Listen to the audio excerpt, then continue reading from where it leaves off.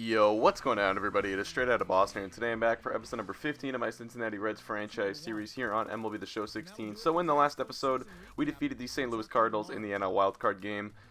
Moving on to the National League Division Series, where we are going to be taking on the division winners this year for the NL Central in the Chicago Cubs. You guys saw how my rotation is going to be set up for this upcoming playoff series, and you're going to take a look at this Cubs roster. Obviously, a pretty similar roster to the one that they hold in real life. So we do end up winning Game 1, getting the best of Jake Arrieta there, and we actually had 4 runs in the 7th. He was tagged with, I believe, 3 of those. So he kind of blew up there in the 7th inning, and then we win in Game 2 as well. A big pitching performance from Taijuan Walker, and he helped lead the Reds to a Game 2 victory. So now we've got a 2-0 series lead heading into Game 3. It's going to be Zach Wheeler on the mound for the first playoff game in Cincinnati since 2012, as the Reds, or I should say playoff baseball, is back at Great American Ballpark. You can see both teams being introduced on the field prior to the game, as we are getting set for the beginning of game number 3 here from Cincinnati. A beautiful Sunday afternoon for baseball. You can take a look at the pitching matchup, Tom Kohler versus Zach Wheeler, and we're going to take a look at the Chicago Cubs starting lineup here. And like I said, pretty standard. They do have Johnny Giavotella, the only non-Cub in real life, to be starting on this afternoon. So it's Bryant going down with the strikeout on the slider. Then Rizzo, he's going to go down on the changeup. And with 2 men down, the next man up is going to be Jorge Soler. He's behind in the count 0-2, and Wheeler finishes him off with the slider. So after a leadoff walk to Jason Hayward, Wheeler comes back and strikes out the side. And we head to the bottom of the first. Taking a look at your Cincinnati lineup, you can see no Billy Hamilton in here tonight. It is Dominic Brown getting the start in left field with Villarreal in center. And then other than that, everything pretty standard. It's Votto, though, going down on strikes. So we are through an inning, and it is still scoreless. It's Addison Russell going down. Pretty bad swing right there. That was not really a great pitch. Now Giavotella up. He grounds this one to the third baseman, Shaw. But a nice play, as that was a hard ground ball there. But Shaw made the nice play ranging to his right. Now it's Hayward up in the top half of the third. He's got 2 strikes on him, and he goes down 94 on the fastball for Wheeler. And it's Bryant up. He has already struck out once on the slider tonight. He goes down once again.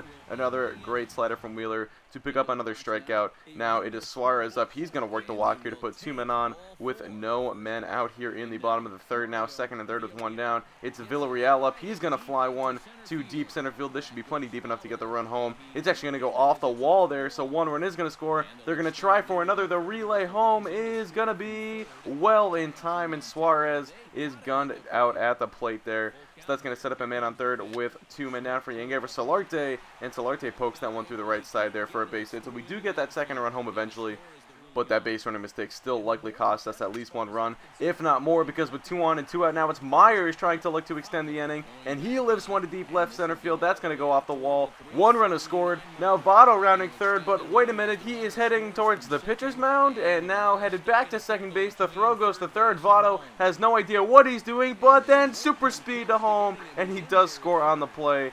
That was some really serious base running skill by Joey Votto, not going to lie. I mean, I don't know how he quite got away with this. Pretty sure this is illegal, but I mean, certainly did a good job avoiding the tag. I mean, it kind of looks like he was going to be tagged out at this point, but little did Chris Bryant know. A layer of slip and slide was actually placed on top of the dirt there and the grass by the third base side, and that was how Joey Votto was able to super slide his way to home plate there. So we do get that second run home, and it makes it a 4-0 game now on to the top of the fourth. It's Anthony Rizzo up. He's going to lift one to deep right field, and there's no doubt about this one. It is not coming back. Way back and gone. Whoa, that one almost left the entire stadium as Rizzo turned on that high fastball from Wheeler and makes it a 3-run game now as he gets the Cubs on the board, making it a 4-1 ball game. Now it's still top 4, though. The next batter is Soler, and Soler goes down on the slider for the second time tonight.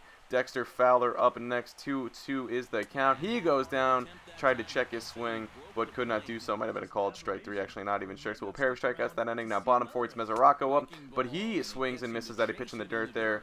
It was dropped, but the throw on the first in time. And then Suarez up later in the inning with 2 men down, and he's behind 1 and 2. He goes down this time on the slider, and another drop third strike, but another out. Recorded that first. Now Kyle Schwarber up here in the top of the 5th. He's got 2 strikes on him. He's going to rip one towards right center field. That is back, and that is going to get down and 1 hop up off the action team sign there in right center field. Villarreal over to play it. He gets it in quickly, but Schwarber, even with his slow speed, eases his way into second base. Now it's Giavotella up next with no one down in the inning. He rips one the other way to deep right field, and that's going to one-up up off the fence. Well played by Myers, so he will hold Giavotella to a single, but the run still comes home and scores, and it's now a 4-2 ball game. The next batter's Tom Kohler. He's going to help us out by bunting with 2 strikes there and bunting that one foul, so that would be strike 3. Now Hayward up next. He's going to go down for the second time today, this time on the changeup, so 2 men down now with still that man on first, and it's Bryant up, and for the third time tonight, Chris Bryant on the slider goes down by way of the K. So Wheeler racking up the strikeouts so far this afternoon.